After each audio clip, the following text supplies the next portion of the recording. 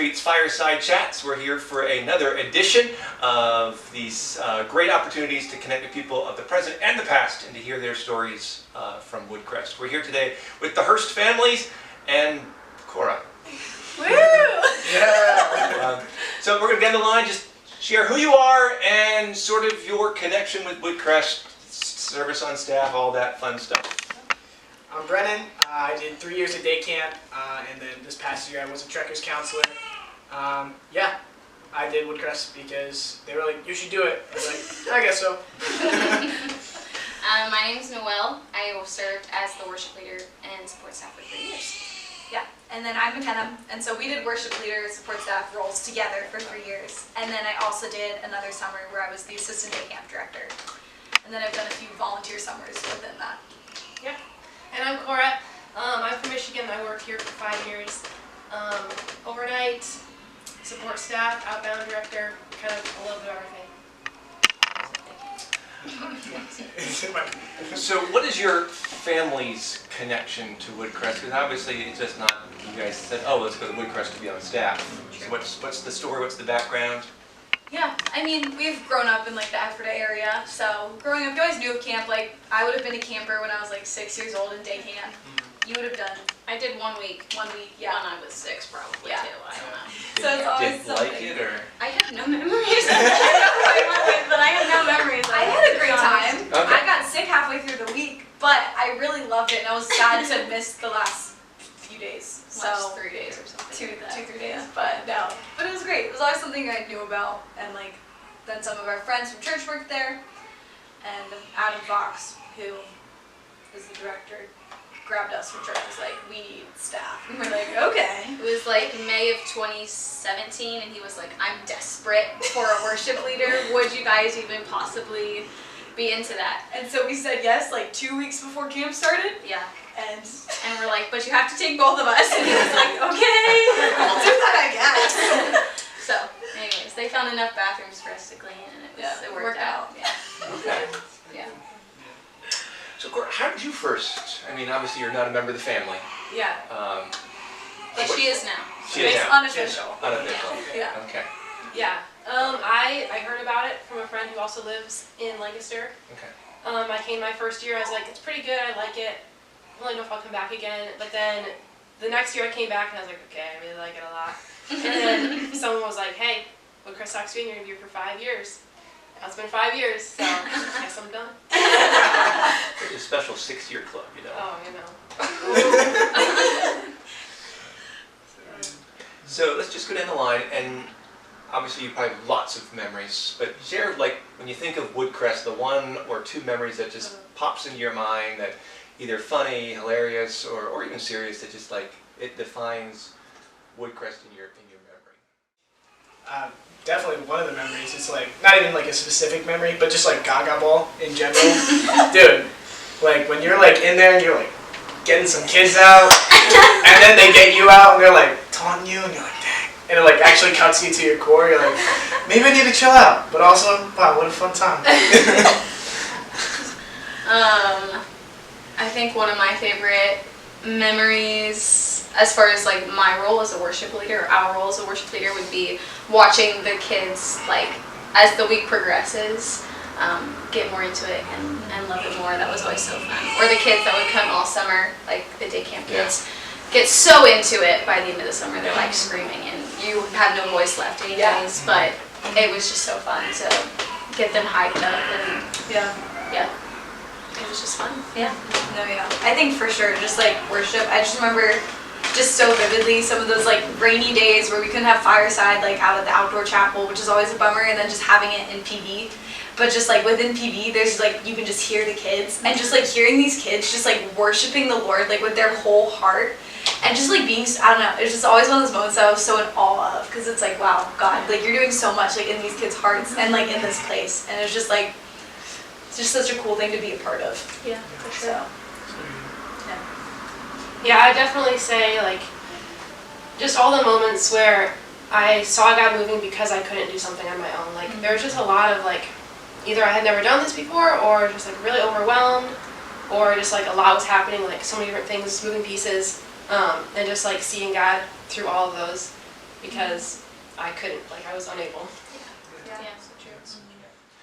So Woodcrest's mission is to introduce people to Jesus Christ and inspire Christian growth. We do that primarily with campers, but it's not just about the campers.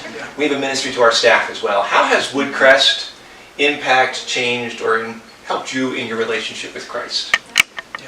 I just say for me personally, like I started Woodcrest when I was like 15, a full-time day camp counselor. And Yeah, I'm not even sure how that happened. I don't know how that happened. I snuck through. We can cut that. But yeah, I started very young and I was not that good, but like I was trying. And like definitely just growing my reliance on God. I feel like I definitely like learned like how to pray just for just for me, like when I need Him and to get through the day or whatever. And it made me rely on God, and that's something I still like carry. And I don't know, it was really sweet to learn that and continue learning that through the summers.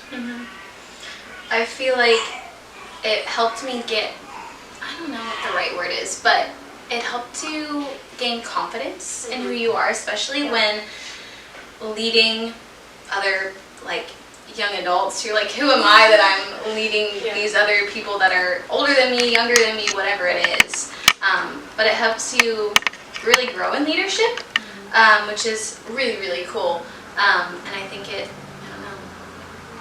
changed me for the better, I think. So, yeah. No, I think especially because I joined staff like when I was like 15 turning 16 that summer, like, and it was just something that really shaped me, like growing up. Like it really made me make my faith my own more than like regular life did. And it was just like, again, just learning to like rely on the Lord. Like even like when it was like the worship summers of like, there's no reason I still have a voice. Yeah. Like after all of this, except by the grace of God. Yeah. Like summer after summer was like always like that. The week after camp ended, I had like no voice. And I was always sick. And I was sick. And it's just like the way He sustains you like through that is just amazing. Yeah. And I think between that and also just like really learning who I am like as like Christ follower and just as a person, it really just grew my confidence and like my leadership capabilities for sure. Because it just pushed you to do things and like lead things that you wouldn't normally get the opportunity to. Yeah. Yeah, I definitely agree with both of those things. Especially what Noelle said about like just like leadership, and for myself, I found myself in a lot of like, I'd never really done this before, or just like, all right, in 10 minutes you're gonna lead this, like okay, or for me right now, like I didn't do any of these questions yet. All right, Kora, come in this interview. It's like very campy. It's like okay, right now let's just do this thing. So I feel like it helped me to get past like the overthinking or like just a lot of fear, and just be able to like just like surrender and just it'll be fine, just do it. Yeah. Think through, filter out. What are the stories, the memories that just make you laugh, make you like, I can't believe I did that. It's like when I was like first year, there was just like it was like 2020, so the way it was set up was like teams, and we didn't like intend for this to happen, but it kind of just like it just became like a mass of people, and like these were the 4 counselors, like you can listen to any of them, and like I mean, this one girl who was like extremely like whatever, she didn't want me or whatever, and she was like, I'm just going with this girl's group, and I was like, okay, and I was like trying to fight that, and then later in the week it's like Thursday, and it's like the end of the day after pool, and we're just walking, and then I'm just like walking, and she just like starts trying to tackle me. I'm like, what is going on? And she like gets me because I'm just like as a stick, because I'm like I can't push back, I can't like I'm thinking about it too much. She just like tackles me, and I like stand up, do nothing. I get tackled like 4 times, and I don't think I told leadership at that time. After that happened, I just kind of like, this sucked. She was like a big 12-year-old. All right. But yeah. What are some of the challenges you faced that just like you look at that moment like, how did I ever overcome that? How did I succeed in that? And then just that, because it points you back to Christ and His sufficiency for that. Whether it's a physical thing or even sometimes it's spiritual with a kid asking certain questions, or you find yourself in a moment where I don't know the answers, I don't know how to proceed. I am thinking of one camper in specific that I had, and all week long they were pretty defiant and just like just had a lot of stuff going on at home, I think, and a lot of just like, yeah, like authority issues. And it was definitely a challenge all week to kind of just keep loving them. But after the week ended, I had a better understanding of how, like, I do the same thing to God all the time, and just like, I'm so defiant, and I just want my own way, but like, He's so faithful in love, and just like, He never just says, okay, you've done too much, you're going home, like, I just, yeah, so. That's cool. But I think sometimes it was like, especially as a support staff, it was doing the mundane things with a good attitude, being like, this actually has purpose. Even though I'm just cleaning the bathrooms, I'm just doing the dishes, this is actually setting the counselors up, setting up everybody else up to actually be able to serve these kids and to, you know, honor God. And what my attitude was doing, you know, how my attitude was, is also something that I can, you know, glorify God in, even in the mundane, even in the little. So we need to cut that and then use that for orientation, because that sums it up perfectly. Yeah. Because it may seem like, oh, I'm not a counselor, so my job isn't that important. Yeah. But Oh, yeah. imagine if you didn't have clean bathrooms or clean dishes, or you didn't Right. have food or things Well, yeah. set up. It's there is no evangelism without support staff. right, exactly. Yeah. I think the hardest thing, like one of my worst camp memories, like my first summer, I had to do dishes like once a week. And mind you, this is old IRC, small kitchen.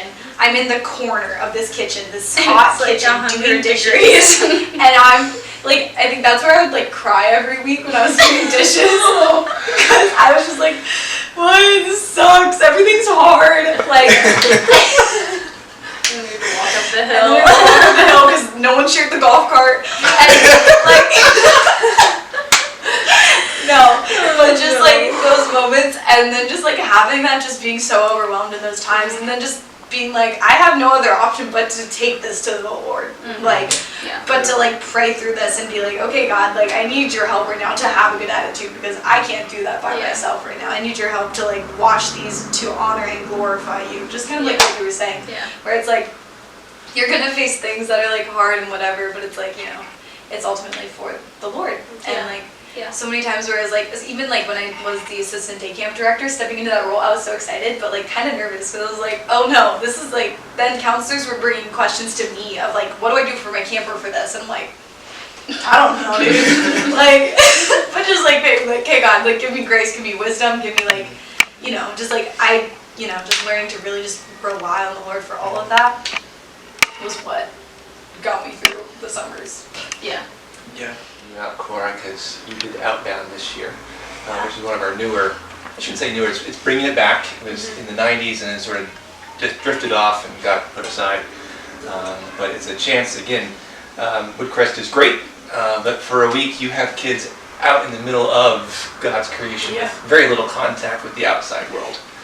Well, how do you see that as like just the picture of the true camp experience in terms of getting kids to open up and receive what you have to share?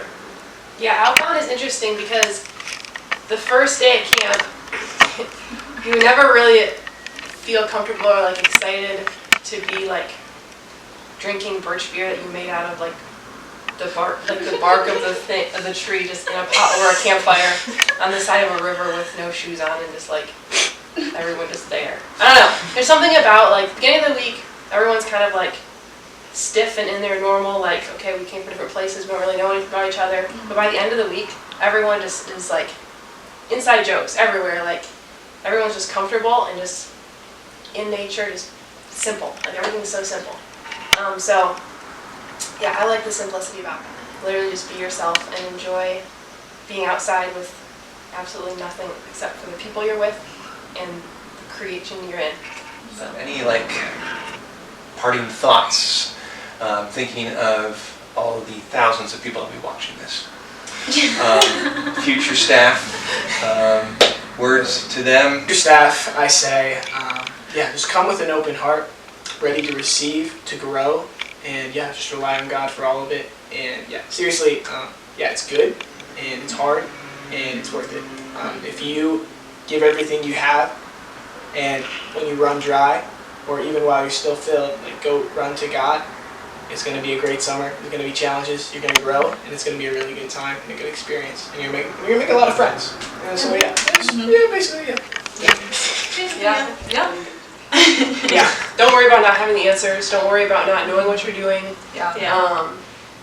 It takes like just like going into it and like not having the answers, but still doing it and you learn. Yeah. Release any expectations too. Like, don't say this is what I expect to happen either, because then Expect to grow. Be challenged. expect to grow, but don't expect too much. Like in a bad way, where you're just gonna be grumpy and like feel like this is not what I expected. You know? I don't know. Be ready for anything. Yeah. Especially getting tackled. Fire 12. Definitely. There is absolutely nothing like camp ministry, and Woodcrest has the privilege of reaching into our community and sharing Christ's love in real and tangible ways, building relationships. Summer staff have more hours with the kids that they have than youth pastors have over an entire year. Think about that. And so you're pouring into them, and you're building a relationship unlike any other relationship. So thank you for serving, investing your time. It will change your life. You will not be the same person. And so thank you for serving.